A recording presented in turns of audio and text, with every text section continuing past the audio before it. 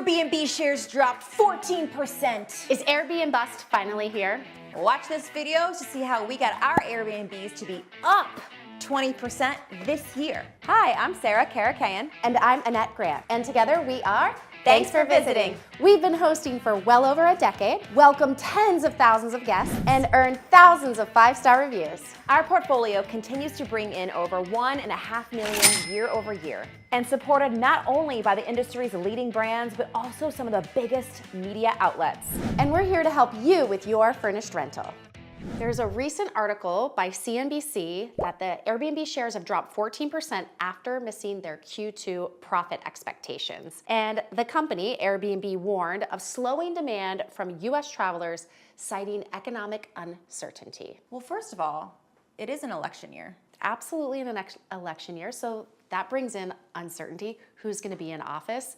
I don't know about you, but I can't not talk to anyone and have them not talk about the price of groceries, when are interest rates going to drop, inflation. It's been this constant conversation pretty much post-COVID. And so I can absolutely see this demand slowing. And some people, like as election season comes up, they're like kind of biting their fingernails a little bit of like, who's up next on deck? What changes are they gonna make, whether they stay in office, come into office? And I think I agree with that. And if their expectations were down as people buying stocks, they are going to slow on that if they're missing their expectations. Another reason that this could be, that the shares could have fallen, is these high interest rates here in the States, at least. I mean, it's right now borrowing money is expensive, and that just trickles down into so many other aspects of our economy. Some other things noted in the article where there are shorter booking windows were noticed because travelers are booking last minute, also due to these financial concerns. So can I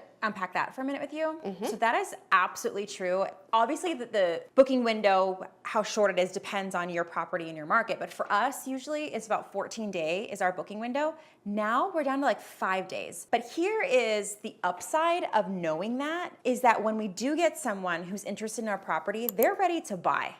Like, so they're looking on the Airbnb app, and it is 5 days before they want to arrive. They don't have time to be clicking around all the properties. So if I'm served up first, I mean, these are hot leads. They're buyers ready to make a decision. This regulatory pressures, I'm also going to really agree with this. So cities like Los Angeles are bringing in a lot of restrictions, and need we remind everybody that New York City completely banned Airbnbs. I mean, there's a small portion that can still exist, but everyone's looking at that. Like, New York City is normally the trendsetter when it comes to overarching regulatory issues. Let's think smoking.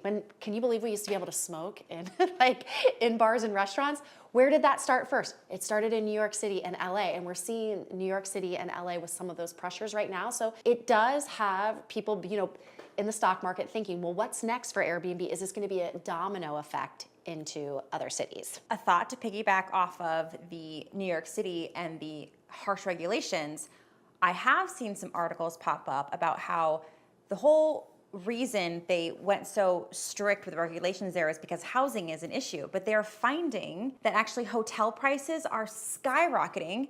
They're the ones benefiting. Yeah, the hotels are benefiting, and they're actually, the housing situation has not been fully solved yet. It hasn't improved at all. No. And ownership within New York, I know some owners were leveraging Airbnbs as a way to keep their properties, and they're not able to do that unless of course they live in the property. But I'm interested to see if this like full-on ban in New York is going to continue to exist, or if they're gonna have to re-examine, hey, was going full out on the ban the best thing to do, or is there some sort of happy medium that we can come to? Because obviously there's still some problems that exist. And remember, this is the actual shares of Airbnb. Right. So that's why we're going to get into how our portfolio is actually up, because direct bookings are up for hosts that are participating in that. But the one last thing I want to bring up from the article is the Q2 bookings were at a record high at 125 million nights and experiences booked. So that was an all-time high, and it might also just be this balancing out of the nightly rates, the ADR, and how many properties are on the platform. Before we get into our revenue being up the 20%, I want to debunk this Airbnbust, What we found is the people that are really loud about Airbnbust is they are still basing all of their financials on that 2020, 2021 boom, where interest rates were incredibly low. They're giving money away basically. Two, people could not travel beyond our borders at all. People were not going to hotels. That time period was unprecedented. And so the people that are, screaming and yelling about Airbnbust are really basing off of numbers that we have those were an abnormality. We celebrated it, we loved it when it happened, but we are not basing our current success off of those 2021 numbers. Despite Airbnb losing 14%, we were able to stay up to 20%. Here's how. We audited our income streams. This year, we expanded the OTAs, the online travel agencies that we became a part of. So I'm not gonna lie to you, I like to keep things simple. So if it was direct booking, Airbnb, and Vrbo, now I made sure that we were on Google Vacations, Booking.com, Whimstay, like all these little OTAs. I'm like, I'm not leaving it to chance. I'm gonna get our listings everywhere I can. Don't forget about Furnish Finder. Don't get overwhelmed. I got overwhelmed. I was like, well, if I'm on all these other OTAs, how am I gonna keep track of all this? And what I wasn't remembering was the power of my property management software, all right? So if you engage the property management software, we use Hostfully. There are a ton out there. They have different fits and price ranges for different hosting strategies and needs. But if you want to check out Hostfully, you should book a free demo. The link's below. Their job is to make it easy for you to put your listing on all these channels. They call that seamless integration. Seamless integration.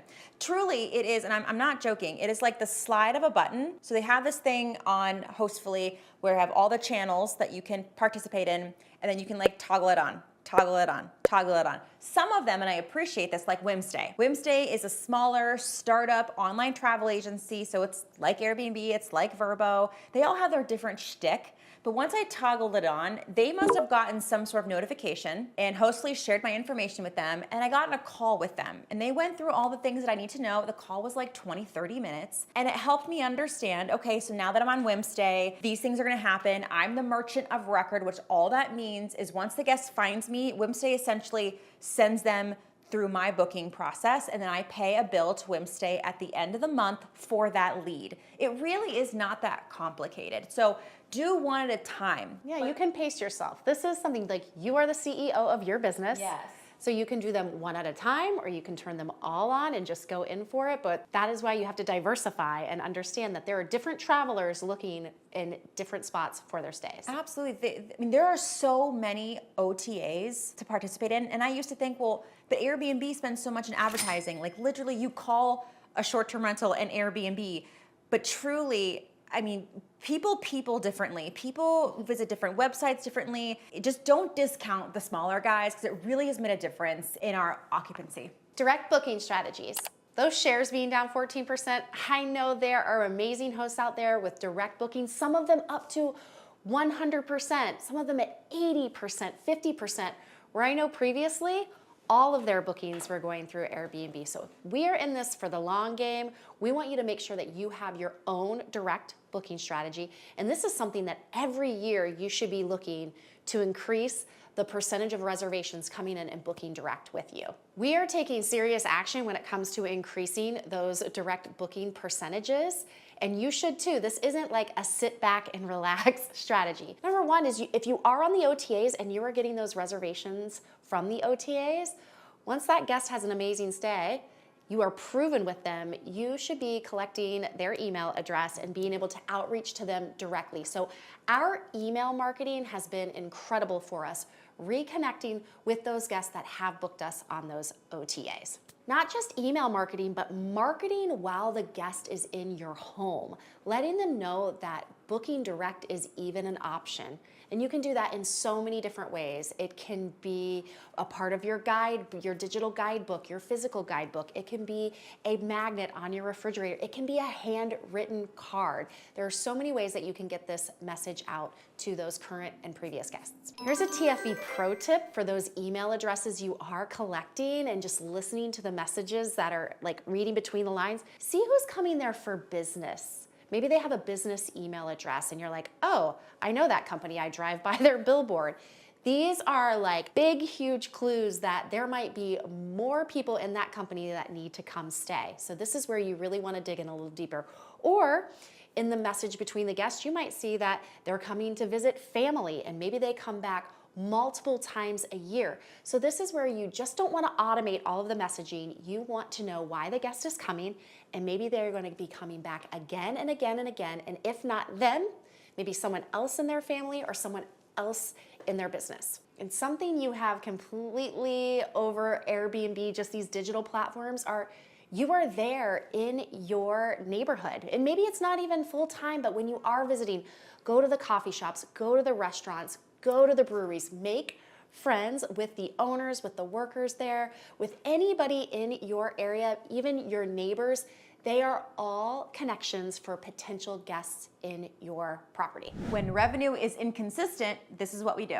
I'm not gonna lie that when an article like this comes out and says that Airbnb shares are down 14%, citing that traveler demand is down, I'm not gonna be over here being like, well, I know everything, so I'm not gonna worry about it. No, like I'm like, okay, even though I have all these income strategies in place, I'm always tweaking them, I'm always trying to beat myself. I'm also gonna think about how I can audit my expenses, okay? What I spend also affects my bottom line, and I have a lot of control over what I spend. So let's start with the tech stack. Annette mentioned the boom of 2020, 2021, 2022, and you better believe these software companies were capitalizing off of us hosts with all these solutions that cost us money as hosts. So you need to go through everything that you have a subscription with. Are you using that piece of tech? Maybe if you want to someday, but right now you unsubscribe from it, put it on your to-do list and look into it later. Maybe you can go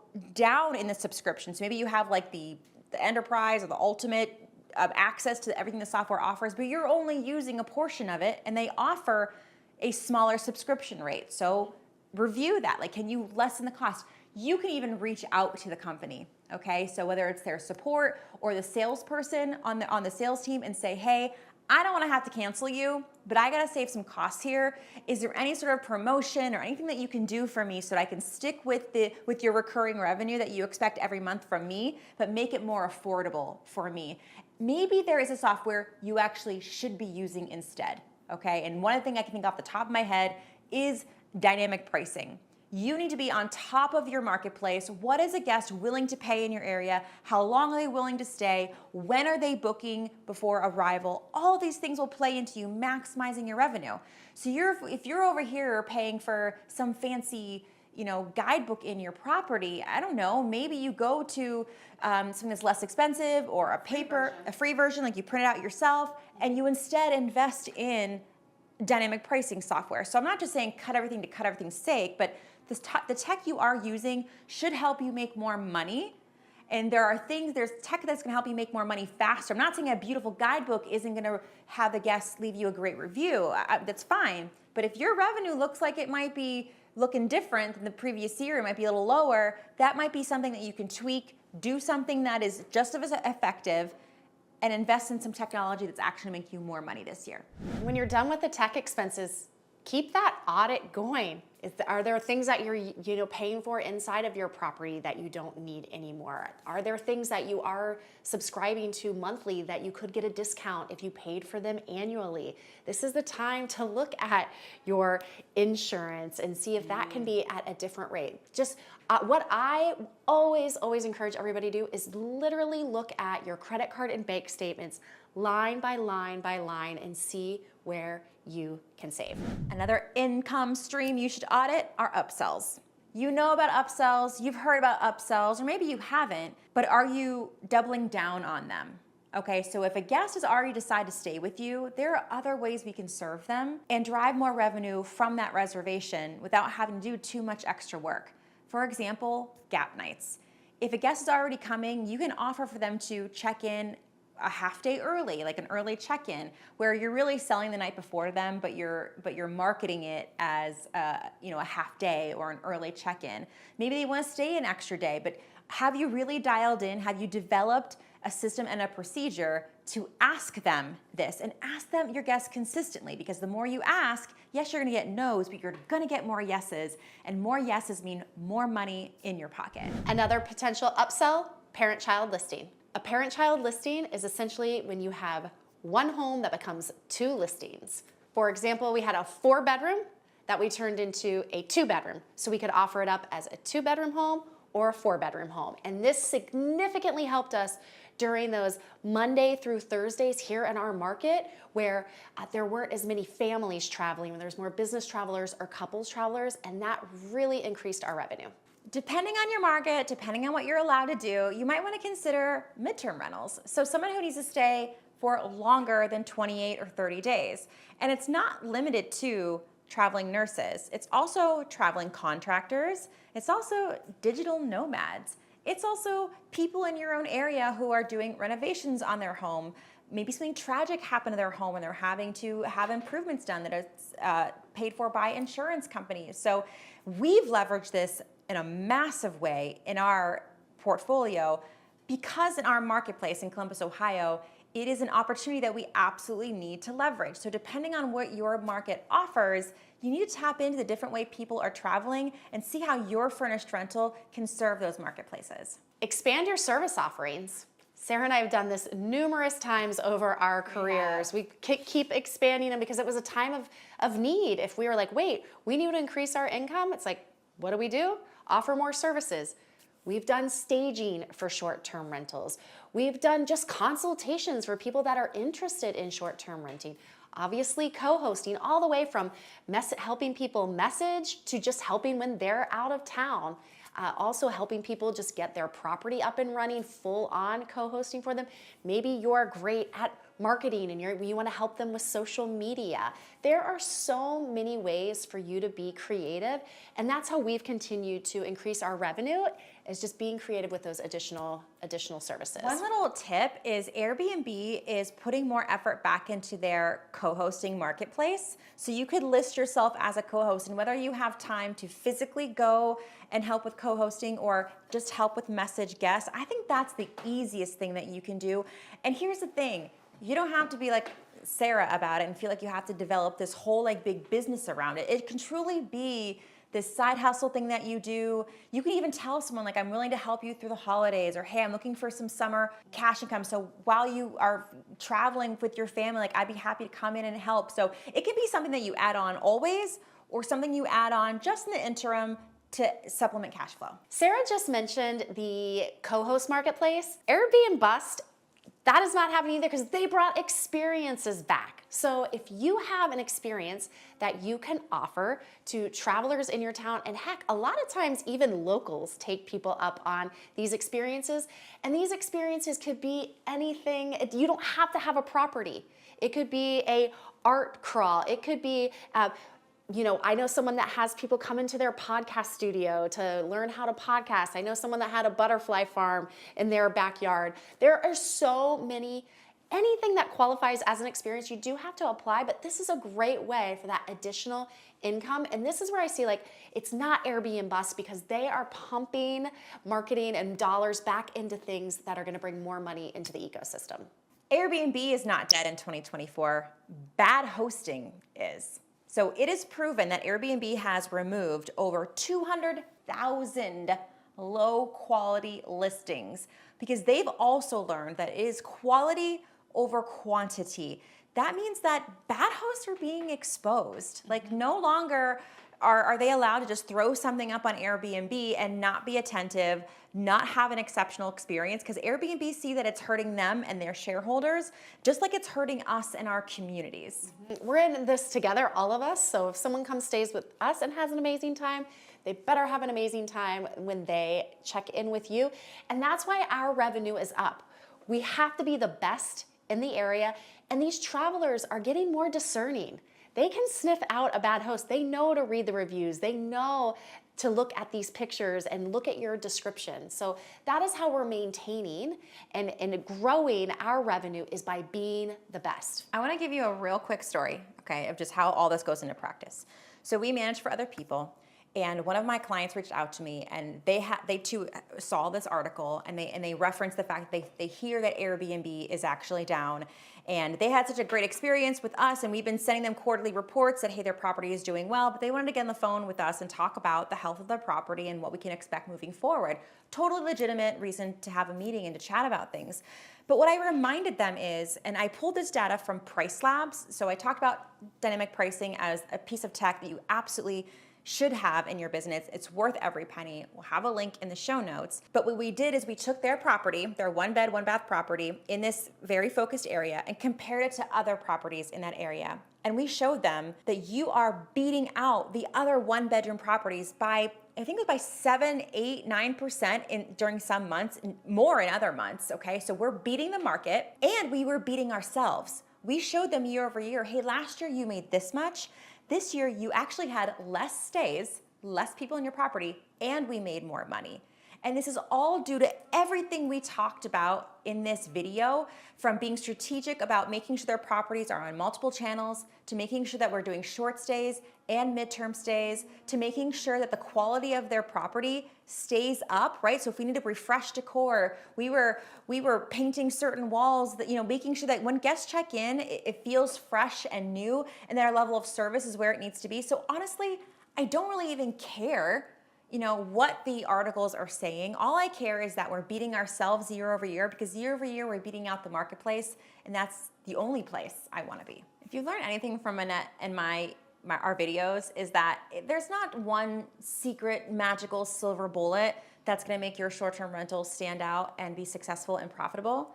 It's all the little nuanced things that you do and stay on top of as a host that's really going to make the difference in your hosting business. So if you love this video and you want to continue to layer on all the different things that you can do to make sure that you stand out and you make sure that your investment was worth all that work that you put in, check out our video about the auditing your listing, and then of course the pricing mistakes that you do not want to make and that you can't afford to make. The key to being able to chart your success is knowing your numbers. We have a worksheet below that you can download. That way you can see if you are up year over year. And with that, I'm Sarah Karakayan. I'm Annette Grant, and together we are Thanks for visiting.